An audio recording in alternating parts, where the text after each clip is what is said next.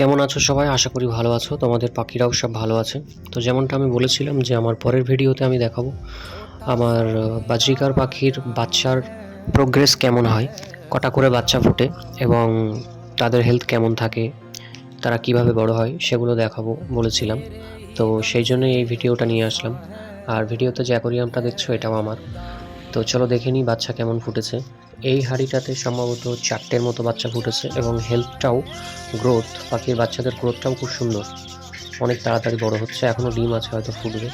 এটাই ফুটেছে তোমার, একটা ফুটেছে, এখনও ডিম আছে, হয়তো ফুটতে পারে।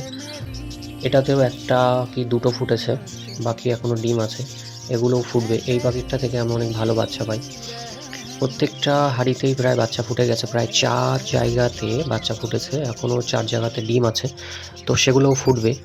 আমার লাস্ট যে হাঁড়িতে ডিম দিয়েছে যে পাখিটা, তার যখন ডিম ফুটবে, বাচ্চা ফুটবে, তখন আমার প্রথম যে পাখিটা ডিম দিয়েছিল এবং বাচ্চা ফুটেছে, সেখানে বাচ্চাটা দেখেছো প্রথমেই যে অনেকটা বড় হয়ে গেছে।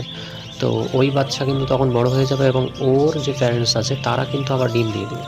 তো এইভাবে ব্রিডিং করালে কি হয়, তোমার অ্যাভয়েরিতে বা তোমার কলোনিতে কখনোই ডিম বাচ্চার কমতি হবে না, সবসময় ডিম বাচ্চা থেকেই যাবে। তো কখনোই তাদের জন্য তোমার পকেট থেকে টাকা দিয়ে দানা কিনতে হবে না, খরচা করতে হবে না, তাদের খরচা তারা নিজেই তুলে দেবে।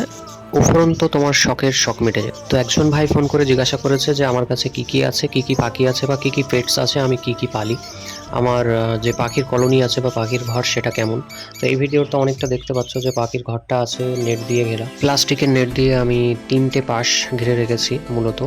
এবং আমার কাছে কি কি পেটস আছে, কি কি পাখি আছে, আমি আরও কি কি করি, কিভাবে করি, সেগুলো আমি পরের ভিডিওতে আবার জানিয়ে দেব, নতুন করে আপডেট দিয়ে দেব। আর যারা যারা আমার পাখির অ্যাভিয়ারিতে আসতে চাও তারা আসতে পারো, বার্ড গ্যালাক্সি।